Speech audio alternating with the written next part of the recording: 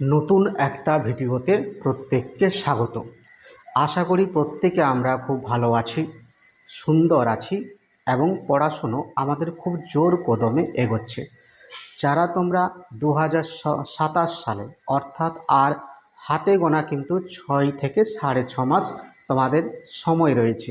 এর মধ্যে যারা মাধ্যমিক পরীক্ষা দেবে, যারা এখনও কিন্তু সেরকমভাবে গুছিয়ে পড়াশোনা শুরু করতে পারোনি, এখনও কিন্তু বুঝে উঠতে পারোনি এই 27 সালে কোন কোন টপিক থেকে 5 নাম্বারের কোশ্চেন আসছে, কোন কোন টপিক থেকে 3 মার্কসের কোশ্চেন আসছে, এই বিষয়টা সম্পর্কে এখনও যারা দ্বিধাদ্বন্দ্বে দিন কাটাচ্ছ, আজকের ভিডিওটা ঠিক তোমাদের জন্য। তার আগে বলি, যারা আমাকে তোমরা কিন্তু দিনের পর দিন রিকোয়েস্ট করেছো ক্লাস 9 এবং ক্লাস 10-এর জন্য একটা নিউ ব্যাচ শুরু করুন, আমি তাদের কথা মাথায় রেখে এই কটা দিন হলো ক্লাস 9 এবং ক্লাস 10-এর জন্য নতুন একদম ফ্রেশ ব্যাচ প্রথম থেকে কিন্তু বাংলা ব্যাকরণ ধরে ধরে শেখানো হচ্ছে। যে যে জায়গাগুলোতে প্রবলেম হচ্ছে হাতে কলমে শিখিয়ে দেওয়ার চেষ্টা করছি। সুতরাং যারা তোমরা ক্লাস 9 এবং 10-এর ইচ্ছুক ছাত্রছাত্রী রয়েছো, এই ব্যাচ দুটোতে তোমরা অবশ্যই কিন্তু জয়েন হয়ে যাও। প্রথম থেকে ভালোভাবে বিষয়গুলো সহজভাবে উপস্থাপন করা হচ্ছে এবং লিখতে গিয়ে বিশেষ করে নির্মিতি অংশে যেখানে তোমরা আটকে যাচ্ছ, বুঝে উঠতে পারছো না কিভাবে লিখবে, নির্মিতি অংশতে তোমাদের 5 নাম্বার কোশ্চেন কিন্তু সেকেন্ড সাবমিটিভ পরীক্ষাতে আসবে। এখনও তোমাদের কিন্তু বিষয়টা সম্পর্কে একটা কোনো স্বচ্ছ ধারণা নেই, তাদের উদ্দেশ্যেও বলছি সেই ব্যাচগুলোতে কিন্তু জয়েন হয়ে যাও।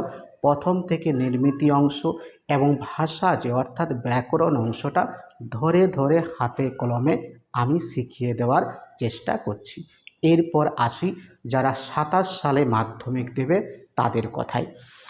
দেখো, আমি 26 সালের কোশ্চেনটা হাতে নিয়ে দেখেছি যে 26 সালে তোমাদের যে লং কোশ্চেন এসেছে যে যে পড়াগুলো থেকে। আগে গল্পের কথাটা আমি পরিষ্কার করি। গল্পে কিন্তু 26 সালে এসেছে, তার চেয়ে দুঃখের কিছু নেই। মানে জ্ঞানচক্ষু গল্প থেকে একটা 5 নাম্বারের কোশ্চেন এসেছিল, আর একটা 5 নাম্বারের কোশ্চেন এসেছে এই জানোয়ারটাকে ওয়াচ করবার দরকার নেই, অর্থাৎ পথের দাবি গল্প থেকেও 5 নাম্বারের কোশ্চেন কিন্তু এসে গেছে। সুতরাং এই দুটো পড়া থেকে আমরা 5 নাম্বারের কোশ্চেন কিন্তু করব না, 3 নাম্বারের এমসিকিউ এবং এসিকিউ এইগুলো পড়ব। খুঁটিয়ে খুঁটিয়ে টেক্সট কিন্তু পড়তে হবে। আমি শুরু থেকে অর্থাৎ জানুয়ারি মাস থেকে বলে আসছি, টেক্সট পড়াতে কোনো খামতি বা কমতি করা কোনোভাবেই চলবে না।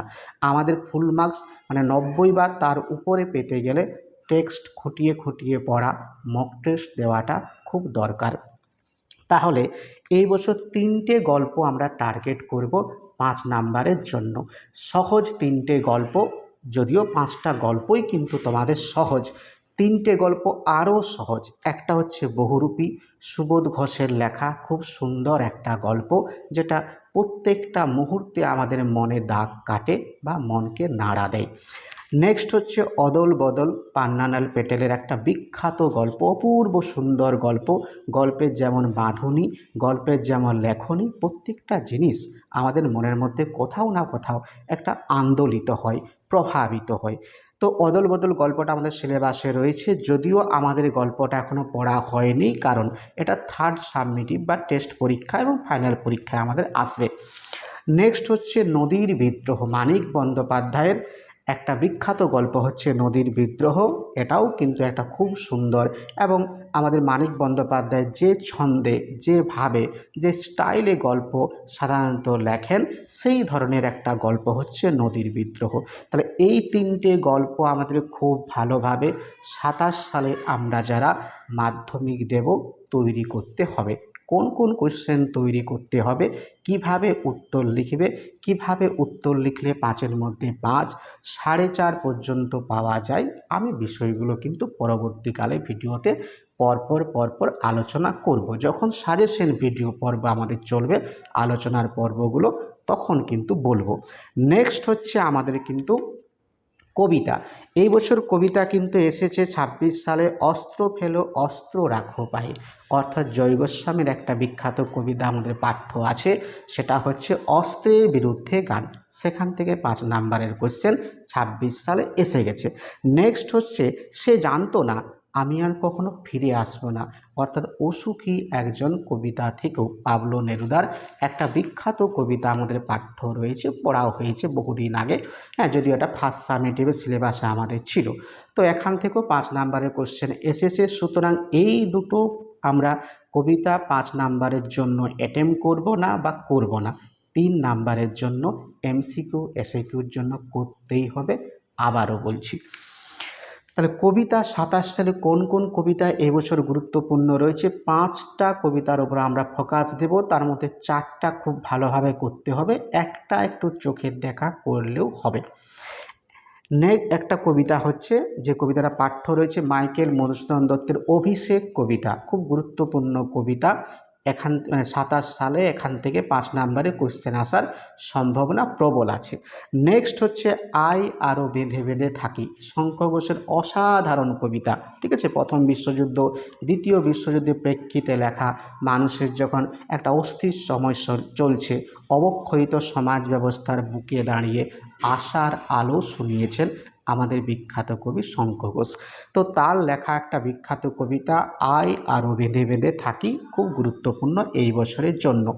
নেক্সট হচ্ছে সিন্ধু তীরে, মধ্যযুগের বিখ্যাত কবি সৈয়দ আলাওলের লেখা সিন্ধু তীরে কবিতা আমরা 5 নাম্বারের জন্য এই বছর রেডি করব।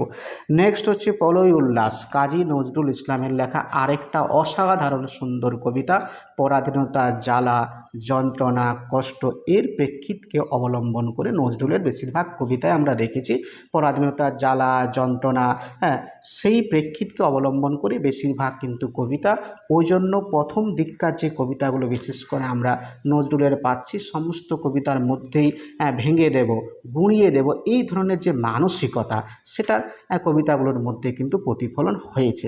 কারণ যে প্রেক্ষিতে নজরুলের জন্ম, যেখানে প্রত্যেকটা মুহূর্তে তিনি কিন্তু দেখেছেন দেশমাতার উপর অবমাননা শোষণ অবিচার, এর বিরুদ্ধেই তার কিন্তু অধিকাংশ কবিতাগুলো তিনি রচনা করেছেন।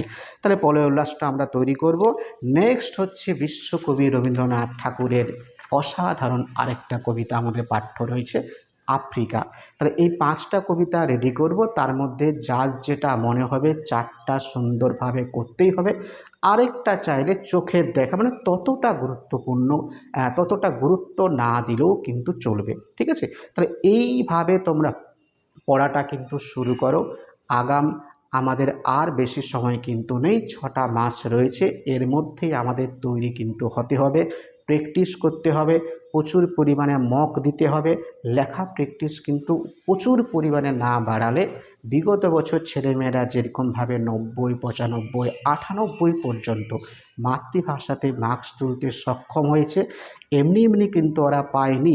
প্রচুর পরিমাণে পরিশ্রম করা, স্ট্রাগল করা, কারণ আমরা জানি কোনো কিছু পেতে গেলে পরিশ্রমের মধ্য দিয়ে নিজেকে পুড়তে তবেই কিন্তু পাওয়া যায়। আজকের ভিডিওটা এই অবধি থাকলো। নেক্সট ভিডিওতে আবার কিন্তু কোনো নতুন বিষয় নিয়ে তোমাদের সামনে হাজির হচ্ছি। ততক্ষণের জন্য আমার প্রত্যেকটা প্রিয় ছাত্রছাত্রীর প্রতি রইল শুভেচ্ছা, অভিনন্দন এবং অনেকটা ভালোবাসা।